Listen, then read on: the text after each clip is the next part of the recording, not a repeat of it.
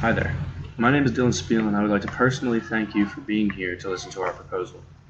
Today, myself, along with Natalie Wilforth, Deandra Jones, Garrett Fanning, and Jared Shane, will be speaking to you on how to deal with any problems Kind may face as they continue to expand as a company.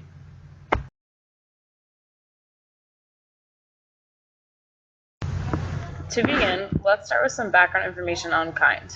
Kind was started in 2004 by Daniel Lubetzky. Lubetzky's vision was to create a healthy snack with ingredients you can see and pronounce. In addition, his mission was to inspire and spread acts of kindness. Not only would the snacks do the kind thing for your body, but he hoped to bring more kindness to the world. The fruit and nut snack is currently the fastest growing bar in the country and can be found in 80,000 locations. To further initiate and inspire acts of kindness to meet the company's mission, the company distributes cards to reward acts of kindness. These cards give the do-gooder a few Kind bars and another card to give to someone else who completes a kind act, hoping to complete Kind's vision. This also helps to get more people to try their products. Lubetzky did not want to sacrifice good ingredients or taste. He didn't want to be forced to pick one or the other, so he created a bar that supplied customers with both. When creating any new recipes, Lubetzky takes as much time as needed to come up with the best creation health and taste-wise.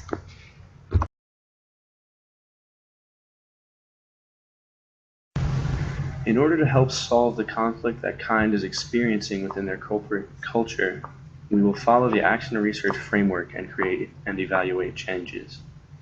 Action research allows the company to inquire and research on employees' thoughts and behaviors, analyzing their specific feedback, and then evaluating it in order to create a plan of action.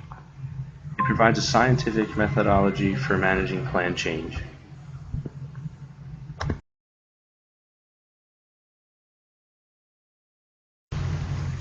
If Kind were to use action research to help them arrive at a solution, they must abide by the following 5 steps. First, they must diagnose the problem at hand by asking questions to employees and actively listening to their concerns. Next, they must analyze the information gathered in the first step. After coming to conclusions about what the problem at hand actually is, then you have to share what you have found with the employees so that you can work in conjunction with them to develop action plans for bringing about change. Once you've decided a plan of action, you have to follow through and carry out the actions designated to fixing the problem. Finally, to evaluate the effectiveness of your solution, you should check back in with your employees for feedback that you can compare to the data you gathered in steps 1 and 2 and adjust everything accordingly.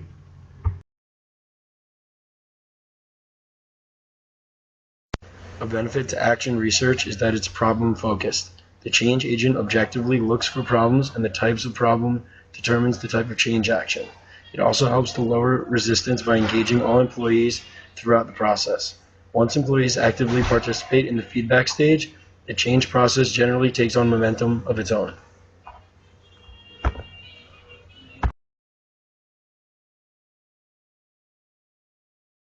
Some potential drawbacks of questions to ask about action research include the following.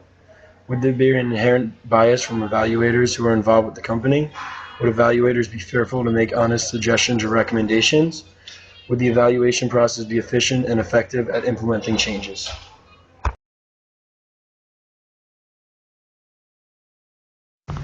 As Kind rapidly expands from a small business to a large one, they are facing many obstacles.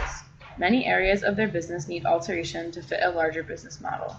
Some of the challenge areas include the recruitment process of filling the expanding needs and restructuring to encompass geographically dispersed employees. The biggest challenge Kind is facing is to maintain their company culture and original values as they continue to expand. Kind's corporate values include teamwork, transparency, honest communication, trust, hard work, loyalty, and fun. In addition, they need to continue to provide consumers with the ingredients you can see and pronounce. They also are looking to keep their promise and not compromise on good ingredients or taste.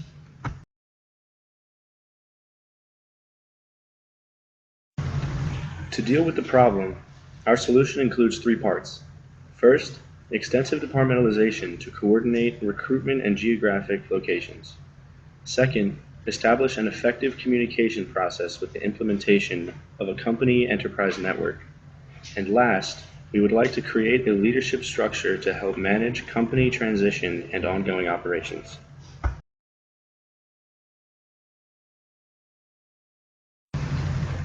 Extensive departmentalization based on job function and geographic location will be absolutely essential changes necessary for Kind to keep its current company culture. Splitting up groups with similar job functions into departments like research and development, volunteering, accounting, sales, marketing, human resources, and many others will allow for advanced communication and efficiency.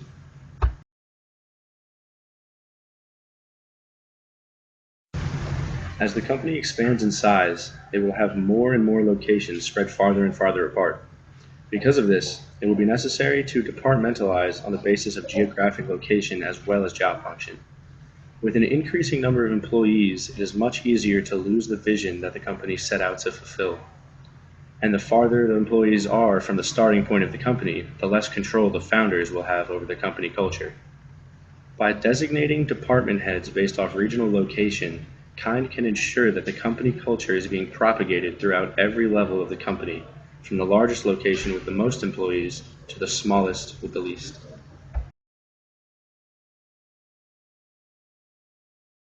Using the method of action research, we first diagnosed the problem sustaining and maintaining the close-knit company culture. We analyzed the situation and found that the best solution would be to establish a company enterprise network. This network would provide positive feedback for employees who would now have the opportunity to connect and communicate with other employees across regions and offices. There are also many social benefits that employees would support that include social sharing and company-wide announcements. We conducted a survey of several local businesses that had large employee bases, and from our results it appears that most employees overwhelmingly were in support of implementing a company enterprise network at their company.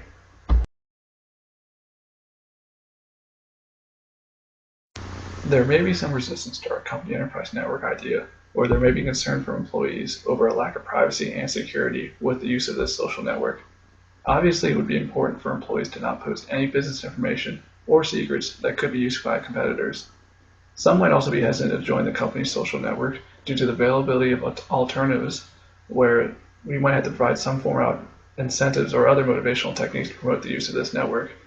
Also, there would have to be a company discussion on what topics are available to discuss over the network, because many topics are controversial and may be deemed as off limits, such as politics or religion. There would need to be an established channel for access to the network, where there may be some restrictions or limitations using network features on a personal device, such as a cell phone. There may also be a concern from supervisors that employees may spend too much time on the network instead of focusing on their work.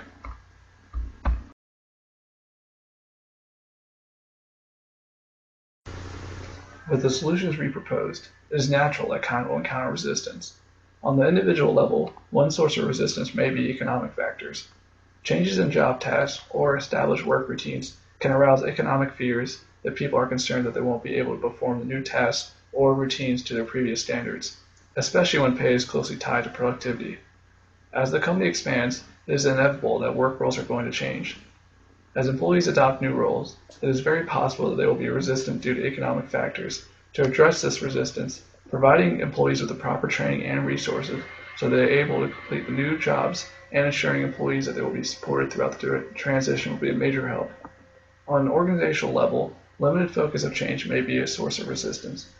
Since organizations consist of a number of interdependent subsystems, one can't be changed without affecting the other. As restructuring of the subsystems within Kind occurs due to expansion, the current subsystem structure will present some resistance. Clearly organizing the new subsystems and aiding in a smooth transition will help the organization with the change.